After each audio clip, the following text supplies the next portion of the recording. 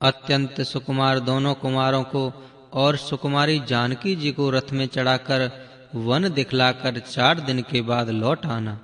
यदि धैर्यवान दोनों भाई न लौटें, क्योंकि श्री रघुनाथ जी प्रण के सच्चे और दृढ़ता से नियम का पालन करने वाले हैं, तो तुम हाथ जोड़कर विनती करना कि हे प्रभु, जनक कुमारी सीता जी को तो लौटा दीजिए। जब सीता जी वन को देखकर डरें, तब मौका पाकर मेरी यह सीख उनसे कह देना कि तुम्हारे सास और ससुर ने ऐसा संदेश कहा है कि हे पुत्री, तुम लौट चलो, वन में बहुत क्लेश हैं। कभी पिता के घर, कभी ससुराल, जहां तुम्हारी इच्छा हो वहीं रहना। इस प्रकार तुम बहुत से उपाय करना। यदि सीता जी लौट आई तो मेरे प्राणों को सहारा हो जाएगा, नहीं तो अंत में मेरा मरण ही होगा। विधाता के विपरीत होने पर कुछ बस नहीं चलता। हाँ राम, लक्ष्मण और सीता को लाकर दिखाओ। ऐसा कहकर राजा मूर्छित होकर पृथ्वी पर गिर पड़े। सुमंत्र जी राजा की आज्ञा पाकर सिर नवाकर और बहुत जल्दी रथ जुड़वाकर वहां गए जहां नगर के बाहर सीता जी सहित दोनों भाई थे। तब वहां पहुंचकर सुमंत्र ने राजा के वचन श्री राम जी को सुनाए और विनती करके उनको रथ पर चढ़ाया। सीता जी सहित दोनों भाई रथ पर चढ़कर हृदय में अयोध्या को सिर नवाकर चले। श्री रामचंद्र जी को जाते हुए और अयोध्या को अनाथ होते हुए देखकर सब लोग व्याकुल होकर उनके साथ हो लिए। कृपा के समुद्र श्री राम जी उन्हें बहुत तरह से समझाते हैं, तो वे अयोध्या की ओर लौट जाते हैं, परंतु प्रेम बस फिर लौट आते हैं। अयोध्यापुरी बड़ी डरावनी लग रही है, मानो अंधकारमयी काल रात्रि ही हो। नगर के नर नारी भयानक जंतुओं के समान एक दूसरे को देखकर डर रहे हैं। घर शमशान, कुटुंबी, भूत प्रेत और पुत्र, हितैषी और मित्र मानो यमराज के दूत हैं। बगीचों में वृक्ष और बेलें कुम्हला रही हैं। नदी और तालाब ऐसे भयानक लगते हैं कि उनकी ओर देखा भी नहीं जाता। करोड़ों घोड़े, हाथी, खेलने के लिए पाले हुए हिरन, नगर के गाय, बैल, बकरी आदि पशु, पपीहे, मोर, कोयल, चकवे, तोते, मैना, सारस, हंस और चकोर श्री राम जी के वियोग में सभी व्याकुल हुए। जहां तहां ऐसे चुपचाप स्थिर होकर खड़े हैं मानो तस्वीर में लिखकर बनाए हुए हों। नगर मानो फलों से परिपूर्ण बड़ा भारी सघन वन था। नगर निवासी सब स्त्री पुरुष, बहुत से पशु पक्षी थे, अर्थात अवधपुरी अर्थ, धर्म, काम, मोक्ष चारों फलों को देने वाली नगरी थी और सब स्त्री पुरुष सुख से उन फलों को प्राप्त करते थे। विधाता ने कैकेयी को भीलिनी बनाया, जिसने 10 दिशाओं में दुस्सह दावाग्नि भयानक आग लगा दी। श्री रामचंद्र जी के विरह की इस अग्नि को लोग सह ना सके, सब लोग व्याकुल होकर भाग चले। सबने मन में विचार कर लिया कि श्री राम जी, लक्ष्मण जी और श्री सीता जी के बिना सुख नहीं है। जहां श्री राम जी रहेंगे वहां सारा समाज रहेगा। श्री रामचंद्र जी के बिना अयोध्या में हम लोगों का कुछ काम नहीं है। ऐसा विचार दृढ़ करके देवताओं को भी दुर्लभ मुख सुखों से पूर्ण घरों को छोड़कर सब श्री रामचंद्र जी के साथ चल पड़े। जिनको श्री राम जी के चरण कमल प्यारे हैं, उन्हें क्या कभी विषय भोग बस में कर सकते हैं। बच्चों और बूढ़ों को घरों में छोड़कर सब लोग साथ हो लिए। पहले दिन श्री रघुनाथ जी ने तमसा नदी के किनारे निवास किया। प्रजा को प्रेम वश देखकर श्री रघुनाथ जी के दयालु हृदय में बड़ा दुख हुआ।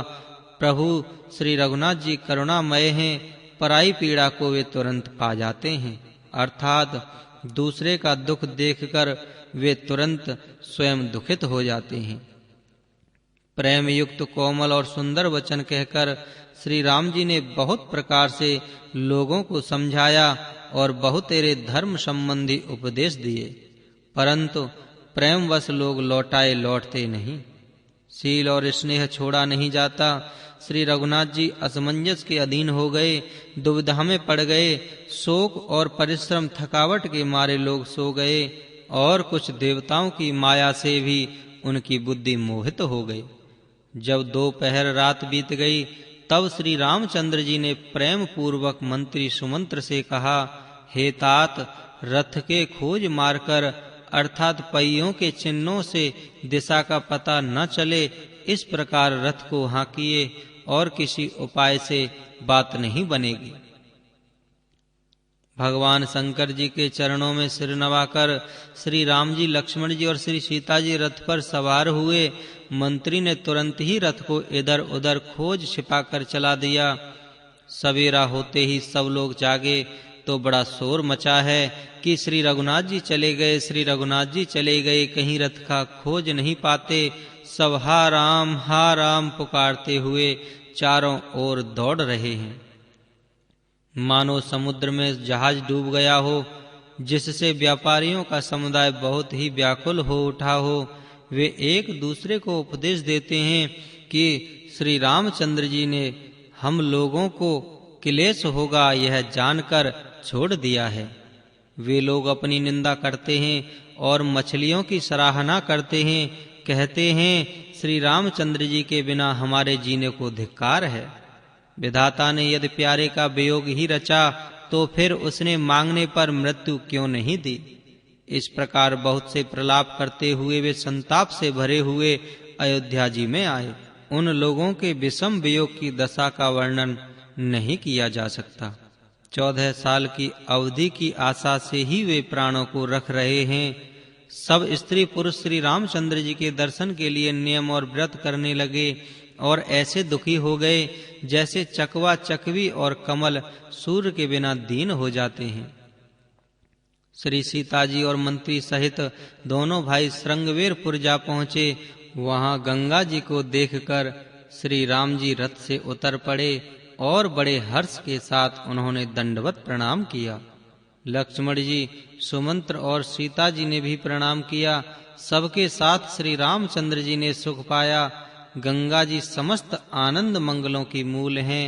वे सब सुखों की करने वाली और सब पीड़ाओं की हरने वाली हैं। अनेक कथा प्रसंग कहते हुए श्री राम जी गंगा जी की तरंगों को देख रहे हैं। उन्होंने मंत्री को, छोटे भाई लक्ष्मण जी को और प्रिया सीता जी को देव नदी गंगा जी की बड़ी महिमा सुनाई। इसके बाद सबने स्नान किया, जिससे मार्ग का सारा श्रम थकावट दूर हो गया और पवित्र जल पीते ही मन प्रसन्न हो गया। जिनके स्मरण मात्र से बार बार जन्मने और मरने का महान श्रम मिट जाता है, उनको श्रम होना यह केवल लौकिक व्यवहार नर लीला है। शुद्ध प्रकृति जन्य त्रिगुणों से रहित मायातीत दिव्य मंगल विग्रह सच्चिदानंद कंद स्वरूप सूर्य कुल के ध्वजारूप भगवान श्री रामचंद्र जी मनुष्यों के सदृश ऐसे चरित्र करते हैं जो संसार रूपी समुद्र के पार उतरने के लिए पुल के समान है। जब निषाद राज गुहू ने यह खबर पाई तब आनंदित होकर उसने अपने प्रियजनों और भाई बंधुओं को बुला लिया और भेंट देने के लिए फल, मूल, कंद लेकर और उन्हें भारों बहंगियों में भरकर मिलने के लिए चला। उसके हृदय में हर्ष का पार नहीं था।